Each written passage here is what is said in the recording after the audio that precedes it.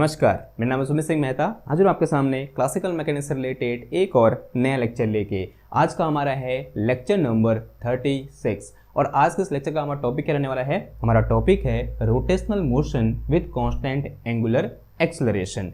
जो यहाँ पर एक टर्म आया क्या, कांस्टेंट एंगुलर एक्सेलरेशन। अगर मैं यहाँ पर किसको हटा के बात करूँ, इस एंगुलर को हटा के बात करूँ तो मेरे पास टर्म क्या बचेगा, कांस्टेंट एक्सेलरेशन। हमने इससे पहले मोशन अंडर कांस्टेंट एक्सेलरेशन पढ़ रखा है। अगर मैं इसको और बेहतर तरीके से बोलूंगा तो मैं ये बोलूंगा हमने पढ़ा हुआ है translation motion under constant acceleration. मैंने इस लेक्चर सीरीज में नहीं पढ़ा रखा है, लेकिन हम सब ने क्लास 11th में इसको एक ने एक बार क्या कर रखा है, डिस्कस कर रखा है। तो एक बार क्या करेंगे हम, मोशन अंडर एक कांस्टेंट एक्सेलरेशन या बोलते हैं ट्रांसलेशन मोशन अंडर एक कांस्टेंट एक्सेलरेशन को डिस्कस करेंगे और ये देखेंगे कि हम किस तरीके से उस मोशन को डिस्क्राइब करते हैं या बोलते हैं उसकी हम स्टडी करते हैं। फिर उसके बाद उसके एनालॉजी हम क्या करेंगे, rotational motion with constant acceleration के लिए फॉर्मुलेशन कर देंगे। ठीक है, बात है समझ में। तो इस तरीके से क्या रहेगा आज का हमारा लेक्चर रहेगा। अगर आपको लेक्चर का एम समझ में आ गया है तो रोज की तरफ फटाफट से कोई पेन निकालो और हेड डालो क्या, rotational motion with constant angular acceleration. सबसे पहले क्या सीखना पड़ेगा हमको, ट्रांसलेशन मोशन। ऐसे हेड डालो, ऐसे पॉइंट बना के लिखो, translation motion under constant acceleration. ठीक है, एक्सेलरेशन।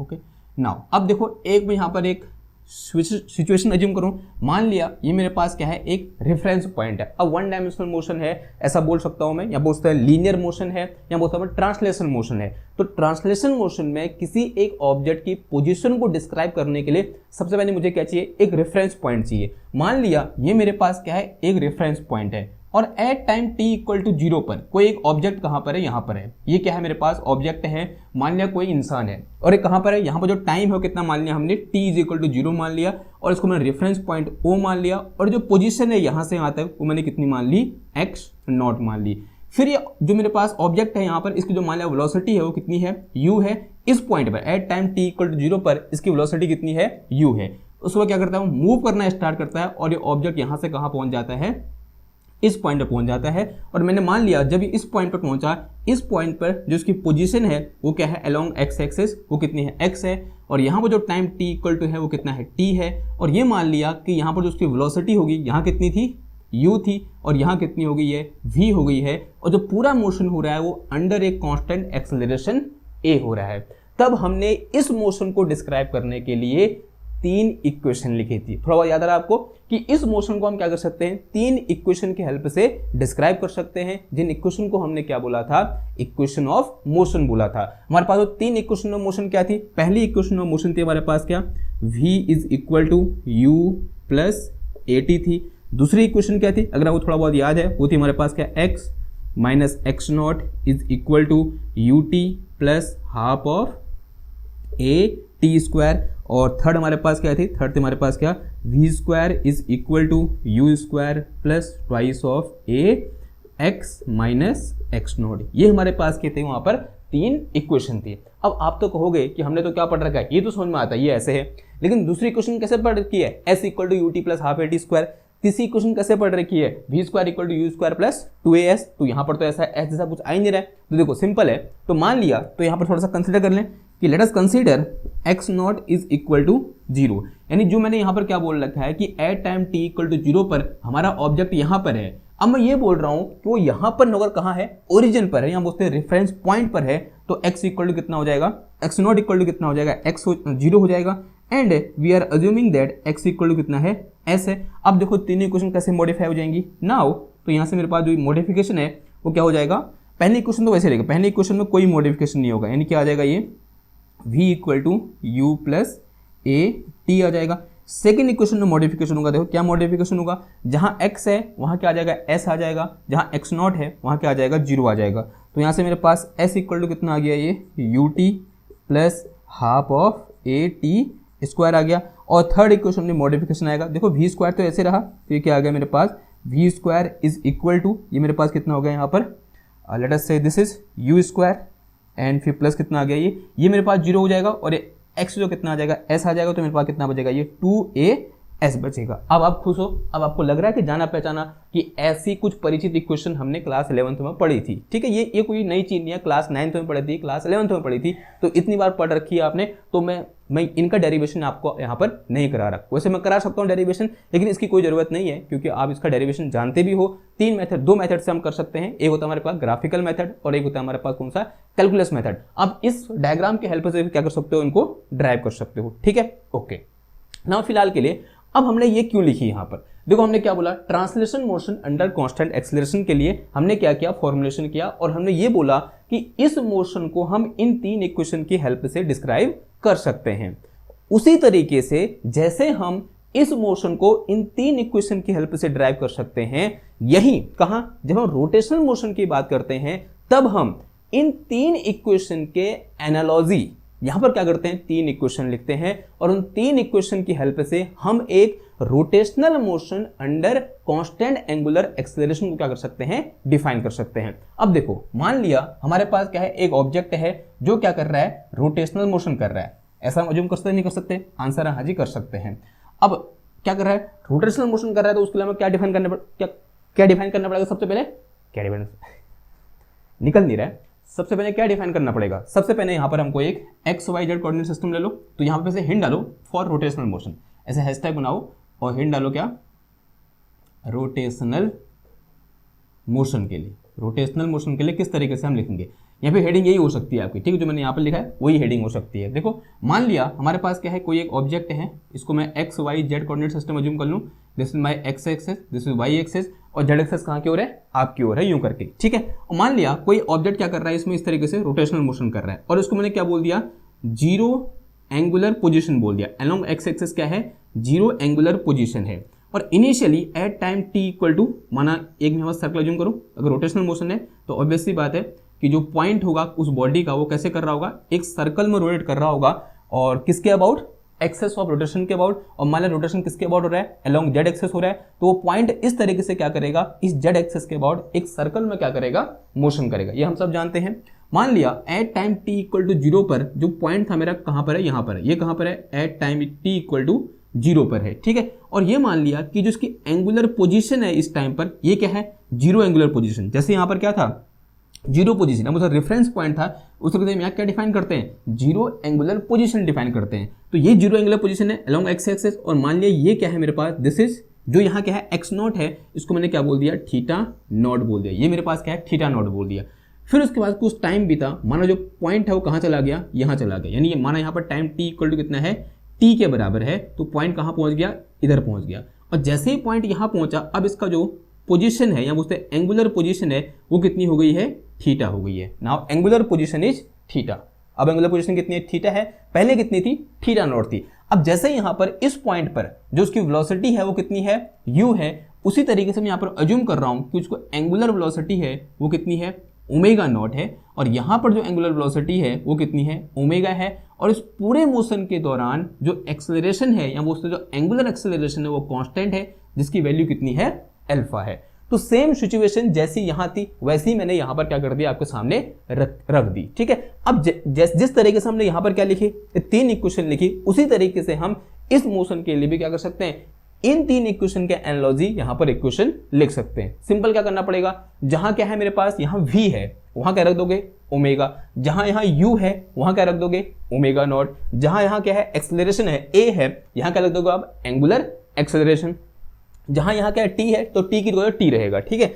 और जहां यहाँ एक्स है वहां क्या रख दोगे, थीटा, एक्स नॉट की जगह थीटा नॉट, ठीक है, बस हो गया काम खत्म। तो रख दो फिर यहाँ पर। Now these equation will modified, तो पहली इक्वेशन क्या बन जाएगी बताओ, this will be equal to omega is equal to omega not plus और alpha into t, this is my first equation. दूसरी इक्वेशन क्या निकल के आ जाएगी, यहाँ से थीटा माइनस का theta not is equal to कितना आ गया, ये omega not, this is my u is initial velocity, तो यहाँ ओमेगा नॉट क्या है, इनिशियल एंगुलर वेलोसिटी, तो मेरे पास कितना आ जाएगा, ओमेगा नॉट इंटू टी, और प्लस का कितना आ गया, ये हाफ, और ये मेरे पास कितना आया, अल्फा इंटू टी स्क्वायर, ठीक है। सिमिलरली थर्ड इक्वेशन की हम बात करेंगे, थर्ड इक्वेशन ये हो जाएगी मेरे पास, this will be equal to v square, sorry यहाँ क्या आ जाएगा, omega square is equal to omega not का स्क्वायर, फिर प्लस कितना आ गया, ये 2 अल्फा और अंदर कितना आ जाएगा, ये थीटा माइनस थीटा नॉट आ गया। ठीक है, अब जिस तरीके से हमने यहाँ मॉडिफाइड किया, हमने यहाँ पर बोला कि अगर मैं ये अज्यूम कर लूँ कि एक्स नॉट इक्वल टू कितना है 0 है और एक्स इक्वल टू कितना है एस है, तो सिमिलरली यहाँ बोल सकता हूँ कि मेरा इनिशियली जो मेरा पॉइंट था वो कहाँ पर था, अलोंग 0 एंगुलर पोजिशन पर था। तो अगर मैं ये बोलूँ if theta not is equal to 0 and theta is equal to theta की जगह थीटा रहने दिया, बस थीटा नॉट की जगह कितना रख दिया मैंने, 0 रख दिया। ठीक है, तो अब ये इक्वेशन कैसे मॉडिफाई हो जाएगी, इक्वेशन 1 क्या निकल के आएगी, this will be omega is equal to omega not plus alpha into T होगा, और दूसरी इक्वेशन क्या निकल के आ जाएगी, ये तो 0 हो जाएगा, बचेगा मेरे पास थीटा बचेगा, तो theta will be equal to omega not into T और प्लस का कितना आ गया half alpha into T square, और थर्ड इक्वेशन क्या हो जाएगी, तो this will be equal to omega square is equal to omega not का स्क्वायर, फिर प्लस कितना आ गया, ये 2 अल्फा थीटा आ गया। तो these are 3 equation which help us to describe this type of motion, या बोलते हैं कांस्टेंट एंगुलर एक्सेलरेटेड मोशन। ठीक है, जो एंगुलर एक्सेलरेशन जब कांस्टेंट होगा तब उस मोशन को हम इन 3 इक्वेशन की हेल्प से क्या कर सकते हैं, डिस्क्राइब कर सकते हैं। तो दिस इज इनफ, यहाँ बोलते हैं यही चीज है इसमें। अब ये तो पता है मेरे को, क्योंकि ये पता, ये अपने आप पता चल गया।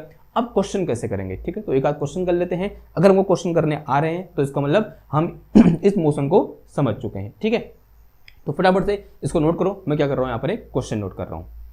चलो देखें, क्वेश्चन नंबर 1 लिखा हुआ है, पढ़ें क्वेश्चन, आप भी पढ़ो मैं ही पढ़ रहा हूँ, साथ साथ पढ़ ले दोनों।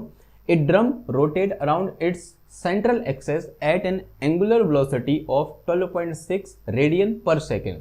If the drum then slow at a constant rate of 4.20 radian per second square, फिर पहला बोल रहा है how much time it will take and through what angle does it rotate in coming rest, यानी वो रेस्ट में आने में कितना समय लेगा, पहले तो ये निकालना है।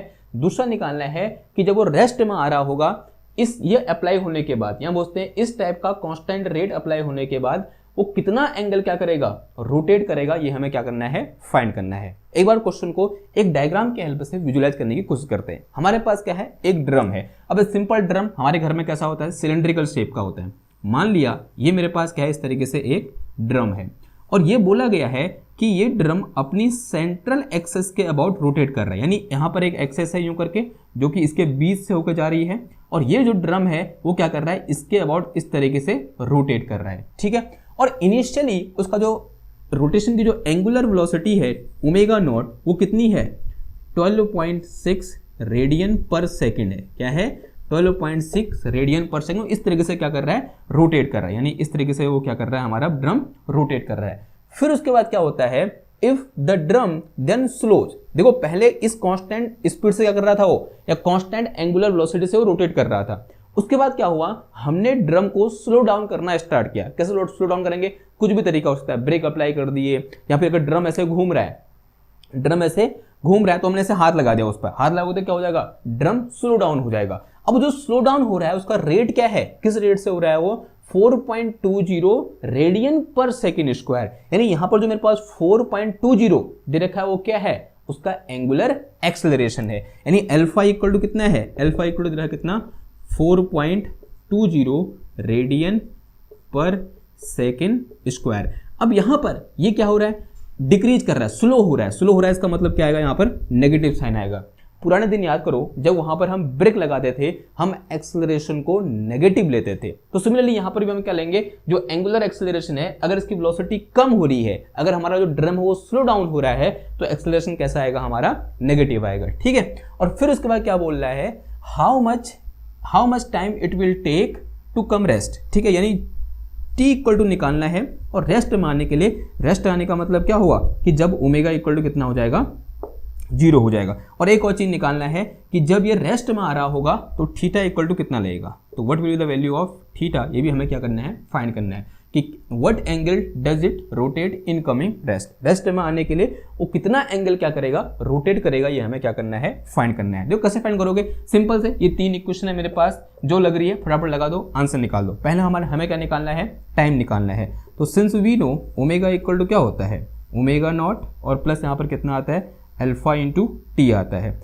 देखो ओमेगा कितना है मेरे पास, 0 है क्योंकि रेस्ट में आ जा रहा है। ओमेगा नॉट कितना दे रखा है, दिस इज इक्वल टू 12.6, और माइनस अल्फा इक्वल टू कितना है मेरे पास, दिस इज 4.2 और t मुझे क्या करना है फाइंड, इसको इधर भेज दो। तो दिस इज माइनस का 12.6, तो this will be equal to 4.2 और इंटू कितना आ गया t आ गया। तो ऐसे t इक्वल टू कितना आ गया, ये माइनस से माइनस उड़ जाएगा, ये माइनस है, ये माइनस से माइनस कैंसिल हो गया। दिस इज 12.6 और अपॉन कितना आया, ये 4.2 आ गया। देखो इस पॉइंट से ये पॉइंट कैंसिल हो जाएगा, तो कितना बचेगा देखो मेरे पास है।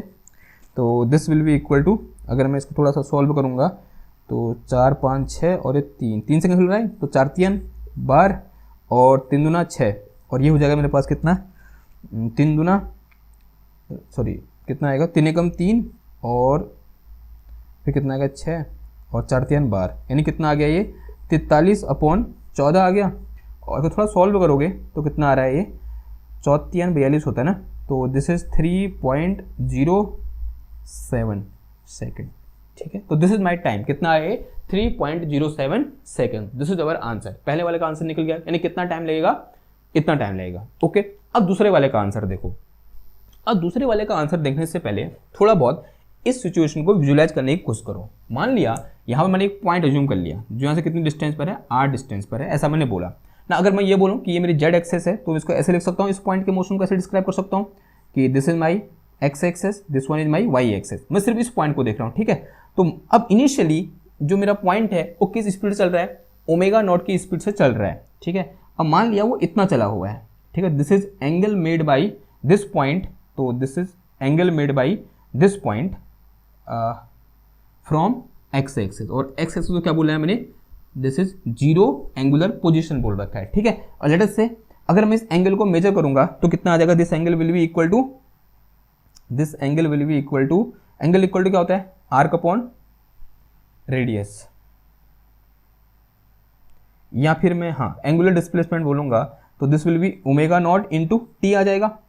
टी टाइम के बाद अगर मैं ये बोलूं कि टी टाइम पर वो कहां पर है, इधर पर है, तो टी टाइम के बाद जो उसका एंगुलर पोजीशन होगी वो कितनी होगी, जितनी उसकी वेलोसिटी है मल्टीप्लाई बाई टाइम। और फिर उसके बाद क्या कर रहा है, वो यहाँ से रिटार्डेशन करना स्टार्ट कर रहा है, यहाँ से उसका जो एक्सेलरेशन है वो डिक्रीज होना स्टार्ट हो रहा है, यहाँ पर उसकी वेलोसिटी क्या हो रही है, स्लो डाउन होना स्टार्ट हो रही है। और मान लिया यहाँ पर जाके क्या हो गया, वो रुक गया। अब मुझे निकालना क्या है, तो अब यहाँ से यहाँ तक ये एंगल कितना हुआ, this angle is equal to theta, ये एंगल कितना हुआ, थीटा हुआ। और मुझे निकालना क्या है, ये थीटा प्राइम निकालना है। तो थीटा प्राइम इक्वल टू कितना होगा, यहाँ से यहाँ तक ये कितना होगा थीटा प्राइम, और यहाँ से यहाँ तक ये कितना हुआ थीटा हुआ। मुझे निकालना क्या है, थीटा प्राइम। देखो क्या बोल रखा है उसने, through what angle does it rotate in coming rest, rest में आने के लिए वो कितना एंगल रोटेट करेगा। तो यहाँ से रेस्ट में आना स्टार्ट हुआ और यहाँ तक उसने रोटेट किया, थीटा प्राइम क्या करेगा, वो एंगल करेगा। तो थीटा प्राइम इक्वल टू कितना हो जाएगा, theta prime will be equal to theta minus omega T, हम बोलते हैं omega not into T, and this will be equal to, अगर मैं इस इक्वेशन से देखूंगा तो theta minus omega not will be equal to half alpha T square. कितना आ जाएगा ये, हाफ अल्फा टी स्क्वायर। अगर मैं सिर्फ यहाँ पर मैग्नीट्यूड लेकर चलूंगा तो this will be equal to half alpha की वैल्यू कितनी है, अल्फा दिया हुआ है कितना 4.2 इंटू कितना आ जाएगा ये 4.2 इंटू टी कितना निकल के आया मेरा 3.07, मैं अप्रॉक्स 3 बोल सकता हूँ इसको, मैं कितना बोल दो, अप्रॉक्स 3 का स्क्वायर आ जाएगा। ठीक है, और ये मेरे पास कितना आ गया, ये 2.1 आ जाएगा। तो this will be equal to 2.1 into कितना आ गया 9 आ गया। तो 9 एकम 9 और 9 दूना 18 और 1 19, 9 एकम 9 और 1 18, यानी कितना आ गया ये 18.9 रेडियन आ गया। तो this is angle through which it will rotate in coming rest, rest में आने के लिए इतना एंगल क्या करेगा, वो रोटेट करेगा। ठीक है, ये एंगल हमने कहां से मेजर कर रखा है, जिस टाइम के बाद वो डी एक्सेलरेट करना या बोलते स्लो डाउन होना स्टार्ट हो रखा है। ठीक है, यानी ये एंगल निकाला है, यानी यहां से लेकर यहां तक थीटा प्राइम निकाला है हमने, थीटा नहीं निकाला है। ठीक है, ये बात समझ में आई, ओके। अगर इस बात समझ में आई तो क्या करते हैं, अपने नेक्स्ट क्वेश्चन की ओर बढ़ते हैं और थोड़ा सा अपने कॉन्सेप्ट को और क्लियर करते हैं। ठीक है, आप इस क्वेश्चन को उतारो, मैं यहां पर क्या लिखता हूं, अपना नया क्वेश्चन लिखता हूं। चलो भाई अगले क्वेश्चन को बढ़े। क्वेश्चन नंबर 2 मैंने यहाँ पर लिखा हुआ है, साथ साथ पढ़ते हैं। क्या लिखा है question, starting from rest a disc rotate about its central axis with a constant angular acceleration in 5 second it rotate 25 radian. ठीक है, एंगल 5 सेकंड में 25 रेडियन क्या कर रहा है, घूम जा रहा है। During the time what are the magnitude of, पहला बोल रहा है द एंगुलर एक्सेलरेशन, यानी आफ्टर 5 सेकंड के बाद एंगुलर एक्सेलरेशन का मैग्नीट्यूड क्या होगा। उसके बाद द एवरेज एंगुलर वेलोसिटी क्या होगी। उसके बाद what is the instantaneous angular velocity of disc at the end of 5 second D part है with the angular acceleration unchanged through what additional angle with the will the disc run during its next 5 second. एक बार पूरी situation को diagram की help से analyse करते हैं। देखो क्या है मेरे पास, इस तरीके से एक डिस्क है, जो डिस्क क्या कर रही है, इस तरीके से रोटेट कर रही है। डिस्क क्या कर रही है, इस तरीके से रोटेट कर रही है और इनिशियली कहाँ है, रेस्ट पर है। इसका मतलब क्लियरली पता है हमको कि जो ओमेगा नॉट है वो कितना है मेरे पास, 0 है। ओमेगा नॉट क्या है, 0 है और इसका जो एक्सेलरेशन है वो क्या है, कांस्टेंट है और जिसकी वैल्यू उसने दे रखी है कितनी, नहीं दे रखी है। एक्सेलरेशन मुझे निकालना है, ठीक है, द एंगुलर एक्सेलरेशन ये हमें क्या करना है, निकालना है। और एट शुरू होने के 5 सेकंड बाद, शुरू होने के बाद के 5 सेकंड बाद जो उसका थीटा है या बोलते जो उसकी एंगुलर पोजीशन है या कितना रोटेट कर गया है, वो 25 रेडियन क्या कर चुका है, रोटेट कर चुका है। और हमें निकालना है क्या, एंगुलर एक्सेलरेशन। निकाल दें एंगुलर एक्सेलरेशन, कैसे निकलेगा बताओ। तो since we know this theta will be equal to omega not plus का T, omega naught T plus कितना आ जाएगा, ये हाफ और कितना आ गया यहाँ पर alpha into T square. Theta will be equal to omega not 0 है तो यहाँ 0 आ जाएगा, प्लस का कितना आ जाएगा, ये 1/2 और अल्फा तो मुझे निकालना है और यहाँ क्या है मेरे पास, टी स्क्वायर यानी कितना आ जाएगा, ये 5 का स्क्वायर आ जाएगा। और थीटा इक्वल टू कितना है हमारा पास, 25 है, तो this will be equal to 1/2 और दिस इज अल्फा और इंटू कितना आ गया, ये 25 आ गया। देखो 25 से 25 क्या हो जाएगा, कैंसिल हो जाएगा। तो यहाँ से अल्फा इक्वल टू कितना आ गया, 2 रेडियन पर सेकेंड स्क्वायर आ गया। तो this is my angular acceleration. तो ये क्या निकल के आया मेरे पास, एंगुलर एक्सेलरेशन निकल के आया, जो क्या होगा मेरा कांस्टेंट होगा। फिर क्या बोल रहा है, द एवरेज एंगुलर वेलोसिटी, यानी एवरेज एंगुलर वेलोसिटी क्या होगी इस टाइम पीरियड के लिए, यानी 5 सेकंड के लिए एंगुलर एवरेज वेलोसिटी क्या होगी। तो ओमेगा एवरेज इक्वल टू क्या होता है बताओ, omega average will be equal to delta theta यानी change in angular position divided by time taken. देखो इनिशियली वो कहाँ पर है, रेस्ट पर है और मैं अज्यूम कर रहा हूँ इनिशियली वो किसके अलोंग था, उसकी जो पोजीशन थी, जो 0 एंगुलर पोजीशन थी उसके अलोंग थी। अगर मैं यहाँ पर चेंज इन एंगल निकालूंगा तो this will be equal to 25 - 0 और टाइम टेकन कितना हो जाएगा, ये 5 - 0, तो this will be equal to 5। तो आंसर कितना आ जाएगा, ये 5 रेडियन पर सेकेंड। तो ये क्या निकला, average angular velocity for this time period. फिर उसके बाद क्या बोल रहा है, What is the instantaneous angular velocity of disk at the end of 5 second. 5 second के एंड पर जो उसकी इंस्टेंटेनियस एंगुलर वेलोसिटी है वो हमें निकालनी है। अब जो हमने यहाँ पर 3 फॉर्मूले लिखे थे, जैसे फॉर्मूले क्या थे मेरे पास, पहला फॉर्मूला था omega equal to omega not plus और यहाँ कितना था, अल्फा इंटू टी था। तो यहाँ जो ओमेगा है, ओमेगा नॉट है, अल्फा है, वो सब के सब क्या है, इंस्टेंटेनियस है। अल्फा तो कांस्टेंट है क्योंकि वो हर जगह क्या रहेगा, सेम रहेगा, तो उसमें ऐसे हम बात कर ही नहीं सकते, कर सकते हैं लेकिन हम ये बोलेंगे हर टाइम इसकी वैल्यू क्या रहेगी, सेम रहेगी। तो अगर मैं इंस्टेंटेनियस बोलूँ तब भी वही है, एवरेज बोलूँ तब भी वही है, ठीक है। लेकिन जो ओमेगा नॉट और ओमेगा है ये क्या होते हैं हमारे पास, इंस्टेंटेनियस एंगुलर वेलोसिटी होते हैं। तो अगर मैं ऐसे ओमेगा निकालूं तो कितना आ जाएगा, देखो omega will be equal to omega not plus कितना आ जाएगा, अल्फा इंटू टी आ जाएगा। ओमेगा मुझे निकालना है, ओमेगा नॉट 0 है और प्लस ये मेरे पास कितना है, अल्फा है और अल्फा की वैल्यू अभी हमने निकाल दी कितनी है, 2 है और कितने सेकंड बाद निकालना है, eight the end of 5 second, यानी टी इक्वल टू कितना है मेरे पास, 5 है। तो यहाँ से मेरे पास ओमेगा इक्वल टू कितना आ गया, ये 10 रेडियन पर सेकेंड आ गया। क्या आ जाएगा, 10 रेडियन पर सेकेंड। तो दिस इज अवर आंसर। किसका आंसर निकल गया, ये सी पार्ट का आंसर आ गया। अब बात करते हैं किसकी, डी पार्ट की। With the angular acceleration unchanged through what additional angle will the disc turn during the next 5 second.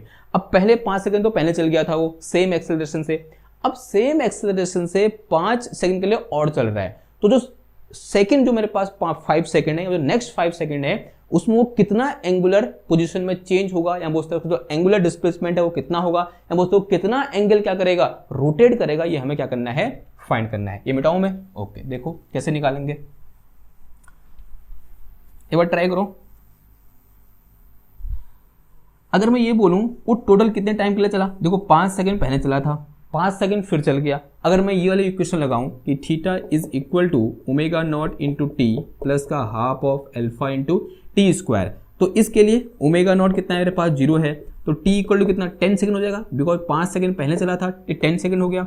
और फिर कितना आ जाएगा मेरे पास, अल्फा इक्वल टू कितना है मेरे पास, 2 रेडियन पर सेकंड स्क्वायर है, रेडियन पर सेकेंड स्क्वायर, अगर यहाँ वैल्यू यहाँ पुट करूँगा तो एंगल निकल जाएगा कितना, theta will be equal to this is 0 और प्लस कितना आ जाएगा अल्फा की जो कितना मेरे पास 2 है इंटू कितना आ जाएगा ये 10 का स्क्वायर, तो 100 आ गया मेरा आंसर। तो थीटा इक्वल टू कितना आ गया 100 रेडियन। ये तो क्या हुआ, जो पूरा टाइम है, पहले का 5 सेकेंड फिर बाद का 5 सेकेंड, दोनों में कितना चला, वो 100 रेडियन चला। लेकिन हमें क्या निकालना है, जो नेक्स्ट 5 सेकेंड है उसमें कितना एंगुलर क्या हुआ, या कितना एंगल उसने क्या किया, बनाया, कितना एंगल रोटेट किया, ये हमें क्या करना है, फाइंड करना है। देखो जो पहले 5 सेकंड चला था कितना एंगल चला था 25 रेडियन और नेक्स्ट 5 सेकंड में 100 रेडियन। तो इसका मतलब theta for next 5 second will be equal to कितना आ जाएगा, ये 100 माइनस 25, तो this will be equal to 75 radian. तो ये क्या हो जाएगा, हमारा आंसर हो जाएगा। एंड नेक्स्ट 5 सेकंड में वो सेम एंगुलर एक्सेलरेशन से कितना एंगल रोटेट करेगा, 75 रेडियन एंगल क्या करेगा, रोटेट करेगा। क्लियर है बात। तो this is question related to these 3 equation. ठीक है, और कोई क्वेश्चन आपके पास हैं तो आप मुझे क्या कर सकते हैं, सेंड कर सकते हैं। मैं उसका आंसर आपको या तो वीडियो के माध्यम से दूंगा या फिर आपको व्हाट्सएप में मैसेज कर दूंगा। ठीक है, तो ये क्या था, आज का हमारा लेक्चर था। आई होप आपको लेक्चर समझ में आया होगा। अब नेक्स्ट लेक्चर में हम रिलेशन बिटवीन रोटेशनल वेरिएबल क्या करेंगे, डिस्कस करेंगे, किस तरीके से हम लीनियर वेलोसिटी को एंगुलर वेलोसिटी के साथ रिलेट कर सकते हैं, लीनियर एक्सेलरेशन को एंगुलर एक्सेलरेशन के साथ रिलेट कर सकते हैं। ये हम क्या करेंगे, अपने आने वाले लेक्चर में डिस्कस करेंगे। आई होप आज का लेक्चर आपको समझ में आया होगा, और समझ में आया तो उसको लाइक करो, शेयर करो, सब्सक्राइब करो। और इसी आशा के साथ मैं आप सबसे विदा लेता हूँ। मिलता हूँ आपसे नेक्स्ट क्लास में एक और नए टॉपिक के साथ। तब तक के लिए थैंक यू, धन्यवाद, बाय बाय।